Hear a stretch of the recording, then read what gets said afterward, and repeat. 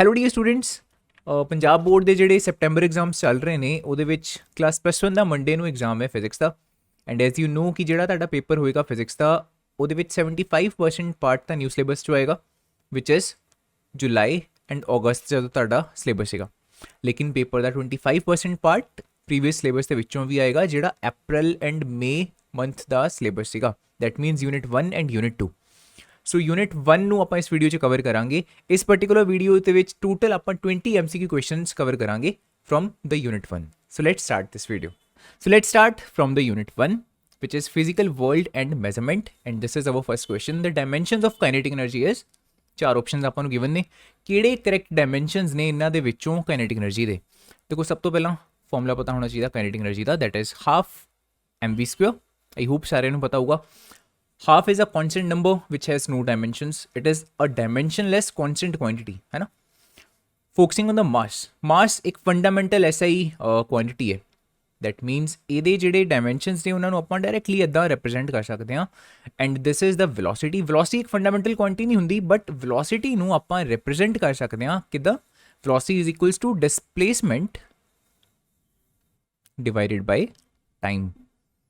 ਹੁਣ ਆਪਾਂ ਨੂੰ ਇਹ ਚੀਜ਼ ਪਤਾ ਹੈ ਕਿ displacement is a length which is a fundamental quantity and ਨੀਚੇ ਆਪਾਂ ਕੋਲ ਹੈ time which is again a fundamental quantity. That means ਜਿਹੜੀ ਇਹ ਵੈਲੋਸਿਟੀ ਹੈ ਇਹਦੇ ਡਾਇਮੈਂਸ਼ਨਸ ਕੀ ਬਣ ਜਾਣਗੇ? ਦੇਖੋ ਇੱਥੋਂ ਹੀ ਦੇਖੋ, ਬੇਸਿਕਲੀ ਉੱਪਰ ਪੇ ਹੈ length, so I am writing length divided by time and total velocity ਦਾ ਸਕੁਅਰ ਪੇ ਆਪਾਂ ਕੋਲ। ਸੋ ਇਸ ਪੂਰੀ ਕੁਆਂਟੀਟੀ ਦਾ ਆਪਾਂ ਕਰ ਦਾਂਗੇ square and we get mL2 t ਦੀ power -2.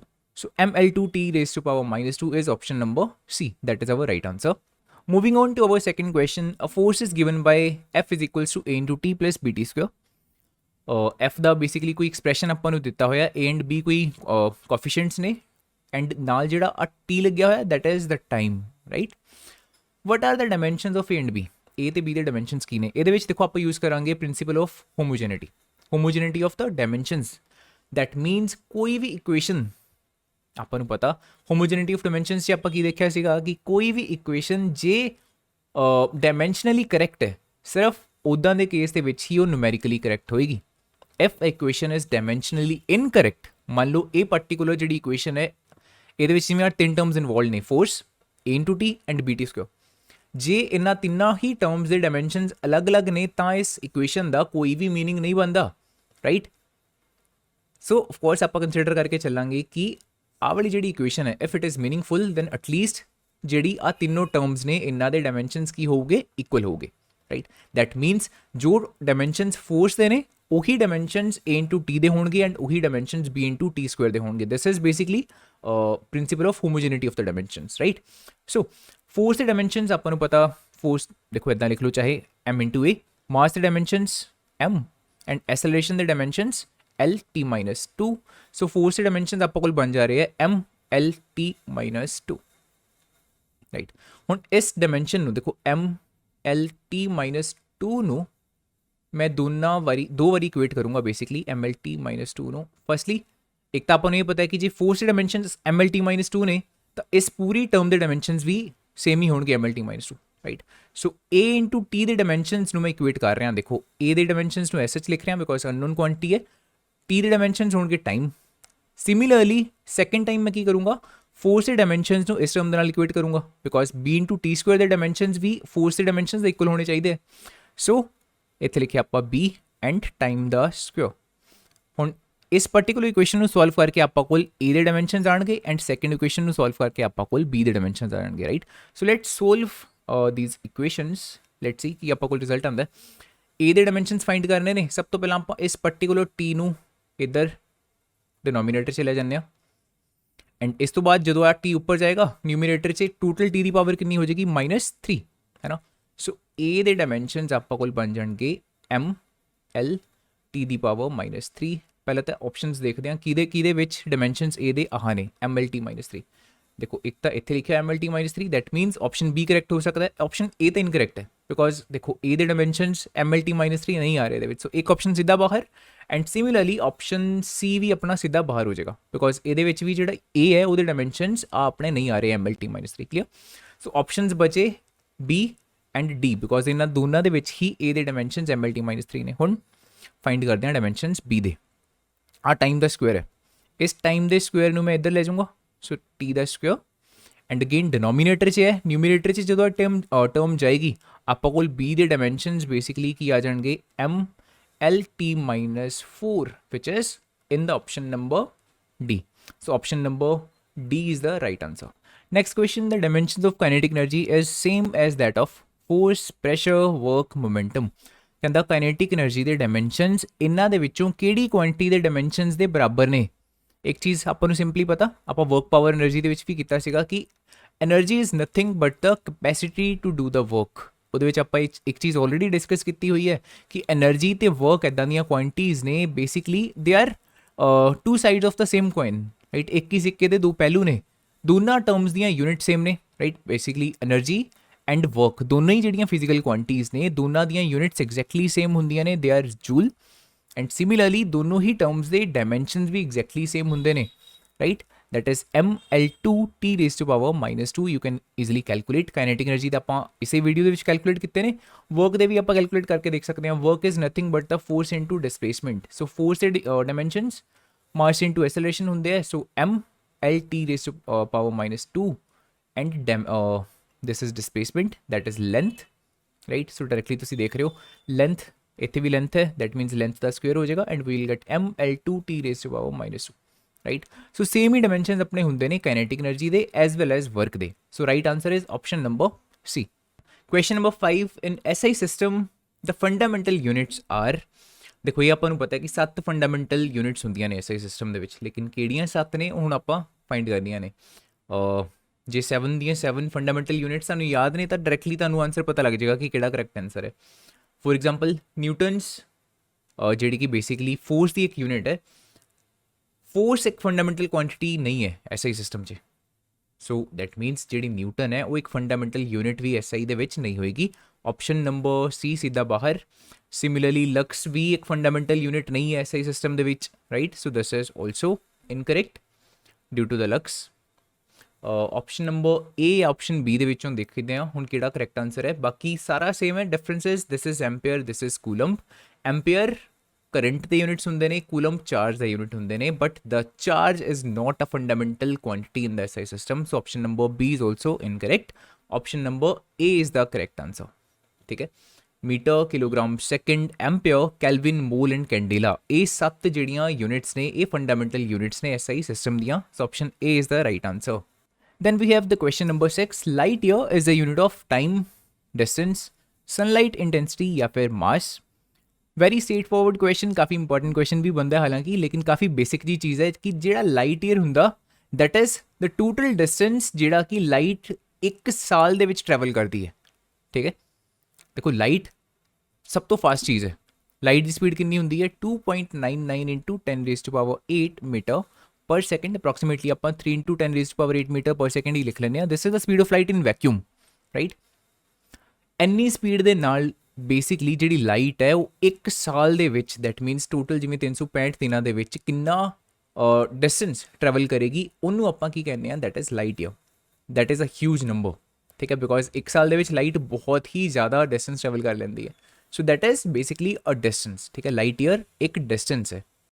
then we have the question number 7, which of the following is not the name of a physical quantity। ਇਹਨਾਂ ਦੇ ਵਿੱਚੋਂ ਕਿਹੜਾ ਇੱਕ ਫਿਜ਼ੀਕਲ ਕੁਆਂਟੀਟੀ ਦਾ ਨਾਮ ਨਹੀਂ ਹੈ? एनर्जी, इम्पल्स, डेंसिटी या फिर kilograms. The right answer is option number, सोचो पहला खुद, the right answer is option number A, that is the kilogram.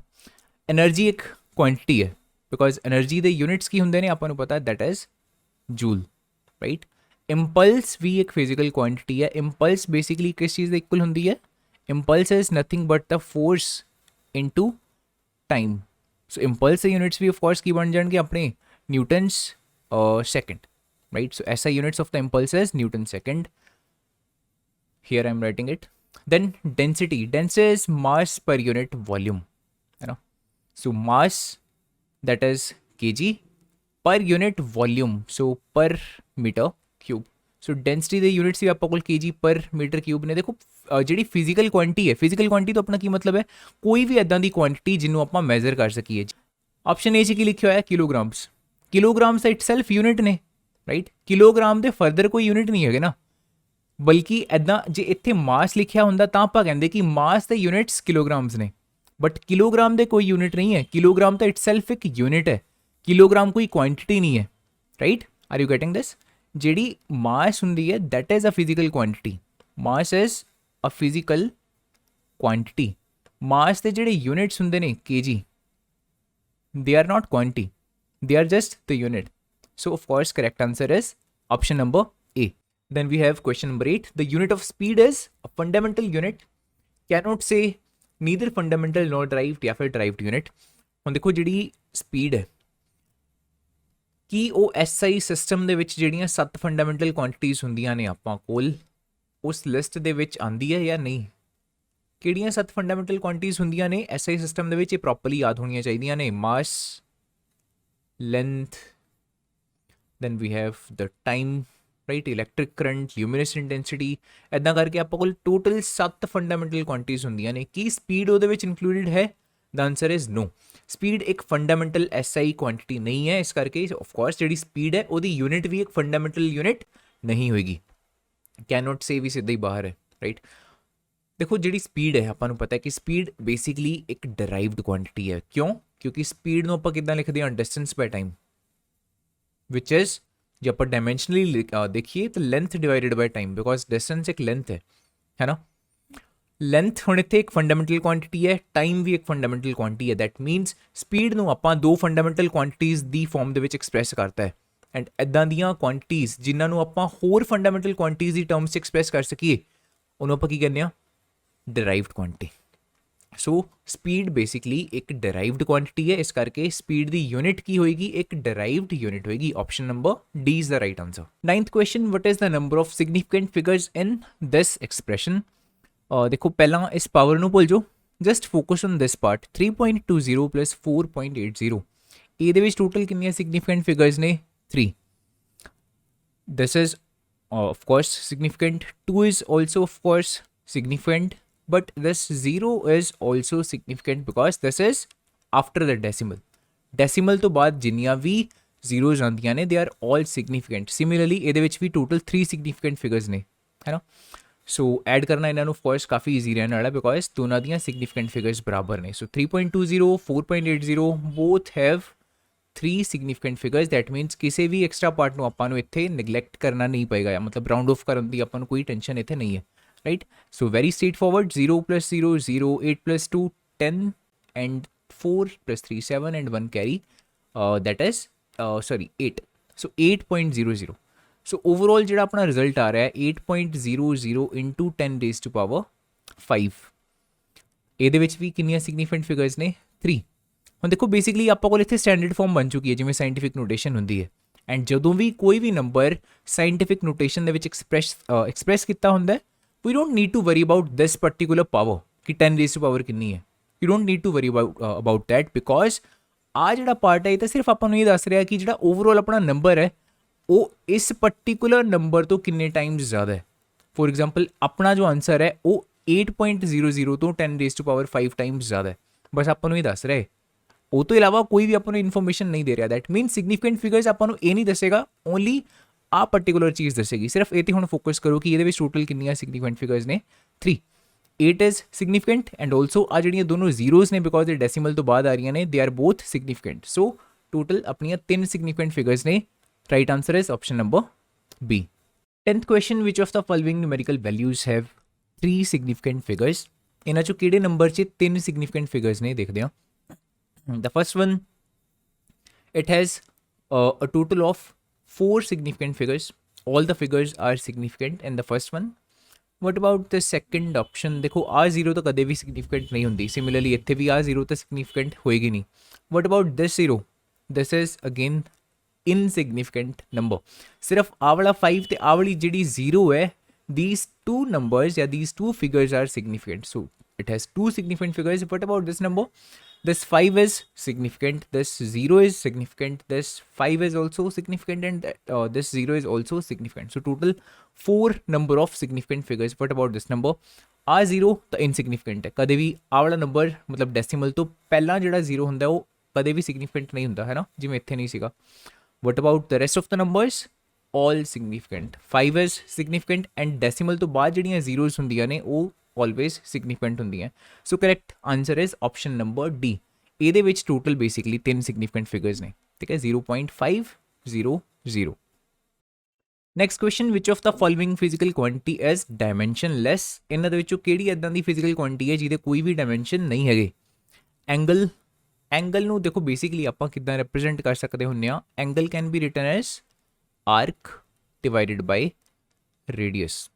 ਜਦੋਂ ਐਂਗਲ ਆਪਣਾ ਰੇਡੀਅੰਸ 'ਚ ਹੁੰਦਾ ਤਾਂ ਉਹਨੂੰ ਇਸ ਤਰੀਕੇ ਨਾਲ ਐਕਸਪ੍ਰੈਸ ਕਰ ਸਕਦੇ ਹੁੰਦੇ ਆ, ਆਰਕ ਦੀ ਲੈਂਥ ਕਿੰਨੀ ਹੈ ਡਿਵਾਈਡ ਬਾਈ ਰੇਡੀਅਸ ਦੀ ਲੈਂਥ ਕਿੰਨੀ ਹੈ, ਰਾਈਟ? ਦੋਨਾਂ ਦੀ ਰੇਸ਼ੀਓ ਇਜ਼ ਦ ਐਂਗਲ. ਹੁਣ ਦੇਖੋ ਜਿਹੜੀ ਆਰਕ ਹੈ that is a length, radius is also a length. Length ਨੂੰ ਜਦੋਂ ਆਪਾਂ ਲੈਂਥ ਨਾਲ ਡਿਵਾਈਡ ਕਰਾਂਗੇ ਤਾਂ ਟੋਟਲ ਆਫ ਕੋਰਸ ਜੋ ਵੀ ਨੰਬਰ ਆਏਗਾ ਦੈਟ ਵਿਲ ਬੀ dimensionless.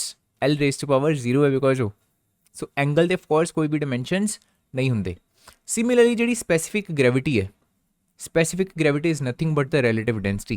ਕਿਸੇ ਵੀ particular material ਦੀ density ਕਿੱਦਾਂ ਦੀ ਹੈ divided by water the density ਕਿੰਨੀ ਸੀਗੀ at 4 degrees Celsius, right? ਉਹ particular condition ਹੈ but you don't need to worry about that. Basically it is ratio of two densities and density divided by density is again dimensionless. Specific gravity ਦੇ ਵੀ ਕੋਈ ਡਾਇਮੈਂਸ਼ਨਸ ਨਹੀਂ ਹੁੰਦੇ, angle ਦੇ ਵੀ ਕੋਈ ਡਾਇਮੈਂਸ਼ਨ ਨਹੀਂ ਹੁੰਦੇ ਐਂਡ ਸਟ੍ਰੇਨ ਦੇ ਵੀ ਕੋਈ ਡਾਇਮੈਂਸ਼ਨ ਨਹੀਂ ਹੁੰਦੇ because strain is change in length divided by the original length.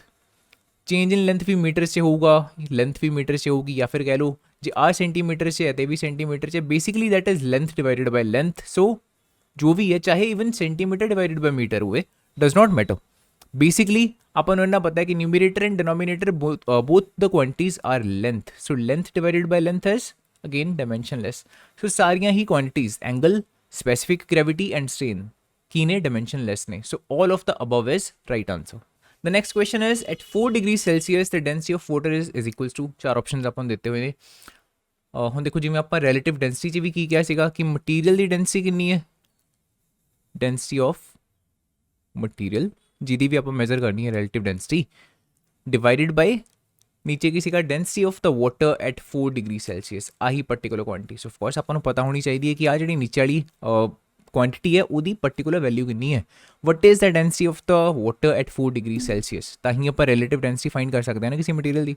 ਸੋ ਇਹ ਤਾਂ ਦੇਖੋ just you have to remember ਕਿ ਐਟ 4 ਡਿਗਰੀ ਸੈਲਸੀਅਸ ਜਿਹੜਾ ਪਾਣੀ ਹੁੰਦਾ ਹੈ ਉਹਦੀ ਡੈਂਸਿਟੀ ਕਿੰਨੀ ਹੁੰਦੀ ਹੈ, that is 1000 kg per metre cube. That means जे ਆਪਾਂ ਕੋਲ ਇੱਕ ਬਾਕਸ ਹੈ ਜਿਹਦੀ ਵੋਲਿਊਮ ਕਿੰਨੀ ਹੈ 1 metre cube, that means length ਵੀ 1 ਮੀਟਰ, ਬ੍ਰੈਡਥ ਵੀ 1 ਮੀਟਰ ਐਂਡ ਹਾਈਟ ਵੀ 1 ਮੀਟਰ. ਐਦਾਂ ਦਾ ਆਪਾਂ ਕੋਲ ਲੈਟਸ ਸਪੋਜ਼ ਇੱਕ ਕਿਊਬ ਹੈ ਤਾਂ ਉਹਦੇ ਵਿੱਚ ਜੇ ਆਪਾਂ ਪੂਰਾ ਪਾਣੀ ਭਰ ਦਾਂਗੇ ਤਾਂ ਉਹਦੇ ਵਿੱਚ ਟੋਟਲ ਕਿੰਨਾ ਪਾਣੀ ਆਏਗਾ 1000 kg ਦਾ ਪਾਣੀ ਆਏਗਾ. ਇਹ ਮਤਲਬ ਇਹਦਾ 1000 kg ਪਰ ਮੀਟਰ ਕਿਊਬ ਦਾ, ਠੀਕ ਹੈ. ਸੋ 1 ਮੀਟਰ ਕਿਊਬ ਪਾਣੀ ਬੇਸਿਕਲੀ 1000 ਕਿਲੋ ਦੇ ਇਕੁਅਲ ਹੋਏਗਾ ਐਟ 4 ਡਿਗਰੀ ਸੈਲਸੀਅਸ. हाँ एट डिफरेंट टैंपरेचर्स ऑफ कोर्स ਇਹਦੀ ਵੈਲਿਊ ਕੁਝ ਹੋਰ ਹੋ ਸਕਦੀ ਹੈ because density temperature the function ਹੈ, ਟੈਂਪਰੇਚਰ ਦੇ ਅਕੋਰਡਿੰਗਲੀ ਵੈਰੀ ਕਰਦੀ ਹੈ. ਇਸੇ ਕਰਕੇ ਜਦੋਂ ਆਪਾਂ ਰਿਲੇਟਿਵ ਡੈਂਸਿਟੀ ਨੂੰ ਡਿਫਾਈਨ ਕੀਤਾ ਆਪਾਂ ਇੱਕ ਪਰਟੀਕੂਲਰ ਟੈਂਪਰੇਚਰ ਤੇ ਡਿਫਾਈਨ ਕੀਤਾ.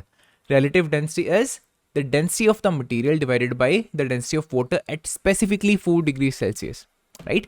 ਸੋ option number D is the right answer. 10 raised to power 3 is 1000 kg per meter cube, ठीक है. Next one, two physical quantities whose dimensions are not same cannot be. ਇਹ ਤਾਂ ਦੇਖੋ ਜਿਵੇਂ ਆਪਾਂ ਆਲਰੇਡੀ ਪ੍ਰਿੰਸੀਪਲ ਆਫ ਹੋਮੋਜੀਨਿਟੀ ਆਫ ਡਾਇਮੈਂਸ਼ਨਸ ਕੀਤਾ ਉਹਦੇ ਵਿੱਚ ਵੀ ਆਪਾਂ ਕਵਰ ਕੀਤਾ ਸੀਗਾ ਕਿ ਦੋ ਟਰਮਸ ਜਿਨ੍ਹਾਂ ਦੇ ਡਾਇਮੈਂਸ਼ਨ ਸੇਮ ਨਹੀਂ ਹੈਗੇ ਉਹਨਾਂ ਨੂੰ ਆਪਸ 'ਚ ਆਪਾਂ ਕਦੇ ਵੀ ਐਡ ਜਾਂ ਸਬਟਰੈਕਟ ਨਹੀਂ ਕਰ ਸਕਦੇ. ਫੋਰ ਐਗਜ਼ਾਮਪਲ ਦੇਖੋ S is equals to ut plus half at square, ਇਹ ਇਕੁਏਸ਼ਨ ਆਫ ਮੋਸ਼ਨ ਹੁੰਦੀ ਹੈ.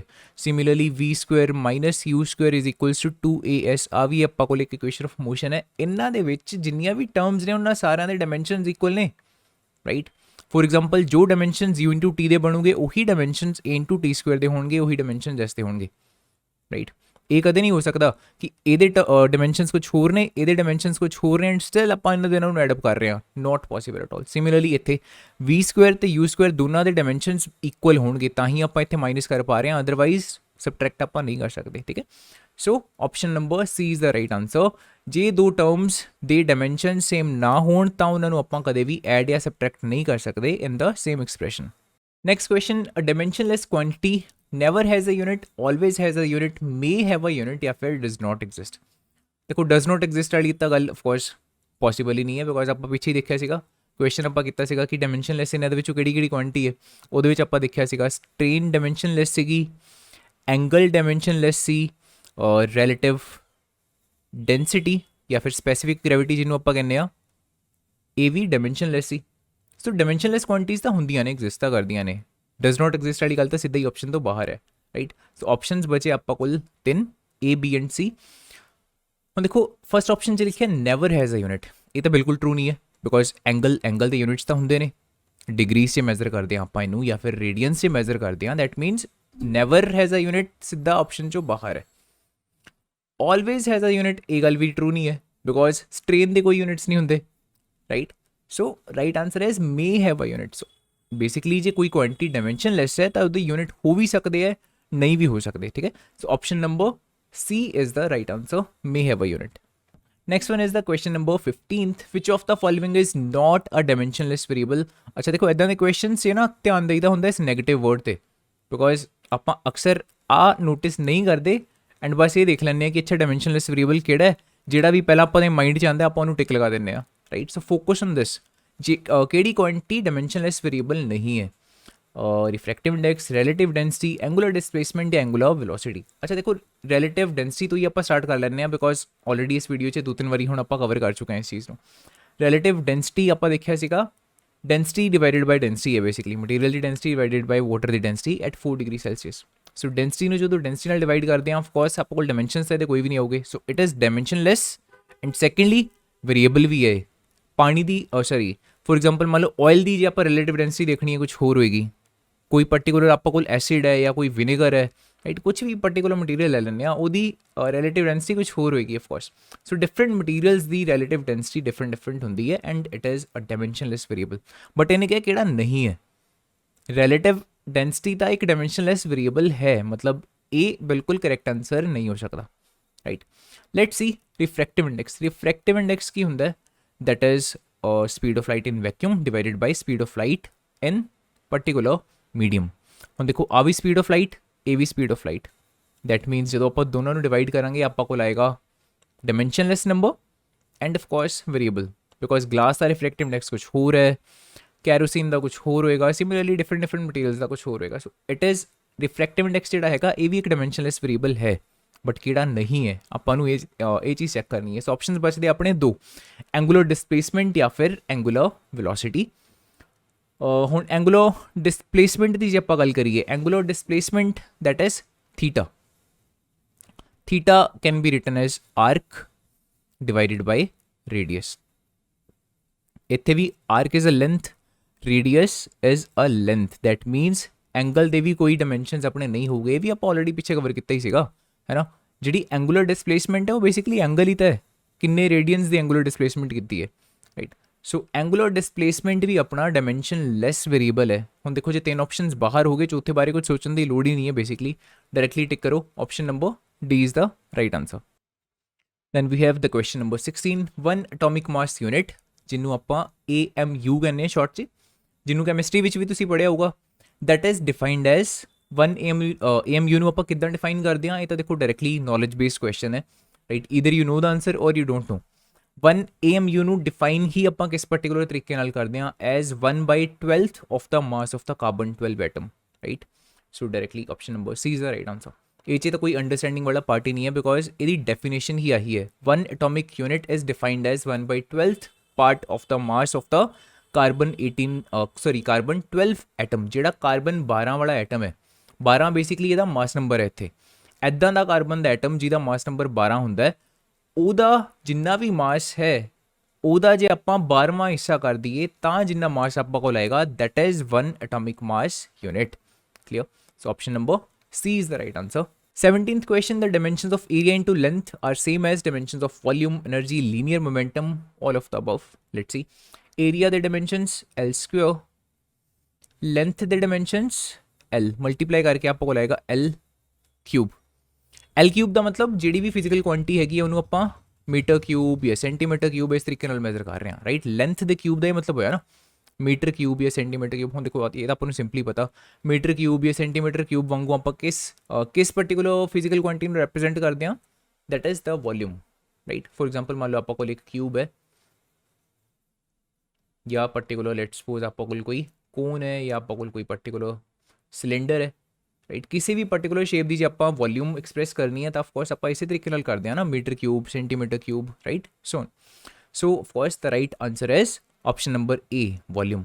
એનર્ਜੀ ਦੇ ਕੈਲਕੂਲੇਟ ਕਰਕੇ ਦੇਖ ਲਿਓ, ਚਾਹੇ ਆਹ ਡਾਇਮੈਂਸ਼ਨਸ ਤਾਂ ਬਿਲਕੁਲ ਹੀ ਨਹੀਂ ਆਣਗੇ, ਰਾਈਟ। એનર્ਜੀ ਦੇ ਡਾਇਮੈਂਸ਼ਨਸ ਕਿਵੇਂ ਕੈਲਕੂਲੇਟ ਕਰੋਗੇ, ਚਾਹੇ ਪੋਟੈਂਸ਼ੀਅਲ એનર્ਜੀ ਤੇ ਕੈਲਕੂਲੇਟ ਕਰ ਲਓ mgh ਕਰਕੇ, ਚਾਹੇ ਕਾਈਨੈਟਿਕ એનર્ਜੀ ਕਰ ਲਓ ਹਾਫ mv² ਕਰਕੇ, ਡਾਇਮੈਂਸ਼ਨਸ ਆਫਕੋਰਸ એનર્ਜੀ ਦੇ ਸੇਮ ਹੀ ਰਹਿੰਦੇ ਹੈ, ਰਾਈਟ। ਜਿਹਦੇ ਮਰਜੀ ਕੈਲਕੂਲੇਟ ਕਰ ਲਓ, L ਕਿਊਬ ਬਿਲਕੁਲ ਨਹੀਂ ਹੋਣਗੇ।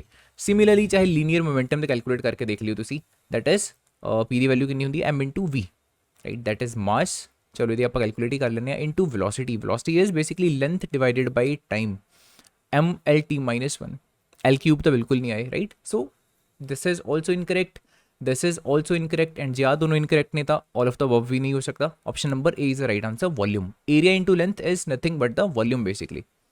Question number 18, which of the following is dimensionless? Force by acceleration, velocity divided by acceleration, energy divided by work, and volume divided by area. Very simple question। देखो इन्ना चो केड़ा dimensionless होएगा, सिंपल जी गल है, जिस केस च न्यूमरेटर एंड डिनोमिनेटर दोनों ही क्वांटिटीज़ के डायमेंशनस सेम होणगे। एंड आपां नूं ये तो पता ही है कि एनर्जी एंड वर्क दोनों के डायमेंशन सेम होंगे ने, सो ऑफकोर्स कैंसल आउट हो जाऊगे, and overall energy divided by work आपां कोल एक डायमेंशनलैस क्वांटिटी बन जाएगी। So option number C is the right answer. Question number 19, a laser light beamed at the moon. देखो अर्थ तो आपां एक लेजर की लाइट नूं बीम किया on the moon, and light नूं टोटल 2.56 सैकेंड लगे जाके मून ते पहला तो टकरान ते एंड ਉਹ ਤੋਂ ਬਾਅਦ ਵਾਪਸ ਆਉਣ ਦੇ ਲਈ। दैट मीनस इस पूरे 2 वे जर्नी ਦੇ ਵਿੱਚ ਲਾਈਟ ਨੂੰ 2.56 ਸੈਕਿੰਡ ਲੱਗ ਰਹੇ ਹੈ। ਜੇ ਟੋਟਲ 2 ਵੇ ਜਰਨੀ ਦੇ ਵਿੱਚ ਉਹਨੂੰ 2.56 ਸੈਕਿੰਡ ਲੱਗ ਰਹੇ ਹੈ ਤਾਂ ਸਿਰਫ 1 ਵੇ ਜਰਨੀ ਦੇ ਵਿੱਚ ਕਿੰਨਾ ਟਾਈਮ ਲੱਗੇਗਾ, ਹਾਫ ਕਰ ਦਾਂਗੇ। 2.56 ਨੂੰ 2 ਦੇ ਨਾਲ ਡਿਵਾਈਡ ਕਰੋ and you will get time is equals to 1.28 second. ਇਹ 1 ਵੇ ਜਰਨੀ ਦਾ ਟਾਈਮ ਹੈ। ਅਰਥ ਤੋਂ ਮੂਨ ਤੱਕ ਜਾਣ ਦੇ ਲਈ ਲਾਈਟ ਨੂੰ ਕਿੰਨਾ ਟਾਈਮ ਲੱਗੇਗਾ, ਜਾਂ ਉਲਟਾ ਕਹਿ ਲਓ ਮੂਨ ਤੋਂ अर्थ तक वापस लाइट ਨੂੰ ਆਉਣ 'ਚ ਕਿੰਨਾ ਟਾਈਮ ਲੱਗੇਗਾ, 1.28 ਸੈਕਿੰਡ। ਸਪੀਡ ਆਫ ਲਾਈਟ ਵੀ ਆਪਾਂ ਨੂੰ ਪਤਾ ਹੈ 3 × 10⁸ ਮੀਟਰ ਪਰ ਸੈਕਿੰਡ। ਸੋ ਡਿਸਟੈਂਸ ਕਿਵੇਂ ਪਤਾ ਕਰਾਂਗੇ, ਦੇਖੋ ਇੱਕ ਚੀਜ਼ ਆਪਾਂ ਨੂੰ ਕਾਫੀ ਅੱਛੇ ਤਰੀਕੇ ਨਾਲ ਪਤਾ, speed can be written as distance divided by time. ਇੱਥੋਂ ਡਿਸਟੈਂਸ ਕੈਲਕੂਲੇਟ ਆਪਾਂ ਕਰ ਲਾਂਗੇ by multiplying speed into time. Speed ਆਪਾਂ ਨੂੰ ਪਤਾ 3 × 10⁸ ਮੀਟਰ ਪਰ ਸੈਕਿੰਡ, ਮਲਟੀਪਲਾਈਡ ਬਾਈ ਟਾਈਮ ਆਪਾਂ ਨੂੰ ਪਤਾ ਹੈ 1.28 seconds। 3 × 1.28 मल्टीप्लाई करो ज़रा, 3 8s are 24, 8 and 3 1s are 3, 3.84 into 10⁸ metre. So option number B is the right answer, ठीक है। सो इन्ना टोटल डिस्टेंस है अर्थ की सरफेस तो रह के मून की सरफेस तक, 3.84 into 10⁸ meters। This is the last question of this video. Temperature can be expressed as derived quantity in terms of none of these, mass and time, length and mass, length, mass and time। ਇਹ ਤਾਂ simply ਆਪਾਂ ਨੂੰ ਪਤਾ ਹੈ ਕਿ ਜੋ temperature ਹੈ ਉਹ SI ਸਿਸਟਮ ਦੇ ਵਿੱਚ ਇਟਸੈਲਫ ਇੱਕ ਫੰਡਾਮੈਂਟਲ ਕੁਆਂਟੀਟੀ ਹੈ, ਤਾਂ ਇਹਨੂੰ ਆਪਾਂ ਡਰਾਈਵਡ ਕੁਆਂਟੀਟੀ ਦੇ ਵਾਂਗੂ ਕਿਉਂ ਐਕਸਪ੍ਰੈਸ ਕਰਾਂਗੇ। ਜਿਹੜੀਆਂ ਇਟਸੈਲਫ ਹੀ ਫੰਡਾਮੈਂਟਲ ਕੁਆਂਟੀਟੀਜ਼ ਹੁੰਦੀਆਂ ਨੇ ਉਹਨਾਂ ਨੂੰ ਕਿਸੇ ਹੋਰ ਕੁਆਂਟੀਟੀਜ਼ ਦੇ ਟਰਮਸ 'ਚ ਡਰਾਈਵ ਕਰਨ ਦੀ ਲੋੜ ਨਹੀਂ ਆਪਾਂ ਨੂੰ ਪੈਂਦੀ। So answer is none of these.